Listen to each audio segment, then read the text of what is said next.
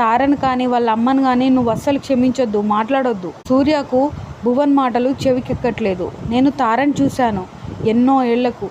తార బానే ఉంది. తారక చాలా మారింది, నల్లబడింది, చిక్కిపోయింది. సూర్య కళ్ళల్లో సన్నటి కన్నీటి తెర. అవ్యక్త భావంతో మనసు మూగపోయింది. తారక, ఈ పేరు నా గుండె లయనాదం. ఆ పేరు తలచిన నా మనసు ఆనందంతో నిండిపోతుంది.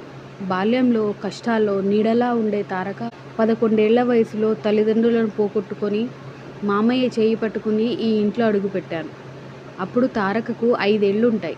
పెద్ద ఆరిందలా. సూరి అంటే నువ్వేనా? మా నాన్న ఎప్పుడు మాసూరి మాసూరి అంటాడు అని చక్రాల్లా కళ్ళు తిప్పుతూ అంది. సూర్య అందుకు, నీ పేరేంటి? ఏం చదువుతున్నావు? నా పేరు తారక. నేను ఇంగ్లీష్ మీడియం స్కూల్లో చదువుతున్నాను అని పరిగెత్తుకుంటూ వెళ్ళి తన స్కూల్ బ్యాగ్ తెచ్చింది. తన ఫ్రెండ్స్ గురించి, వాళ్ళ టీచర్స్ గురించి చెప్తూనే ఉంది. సూర్య తన దిగులంతా మరిచి నవ్వుకున్నాడు. అత్తయ్య తనను తిట్టినా, తిరస్కరించినా తను ఏడుస్తూ కూర్చుంటే తన దగ్గరికి వచ్చి, సూరి ఏడవకు అంటూ కన్నీరు తుడిచేది.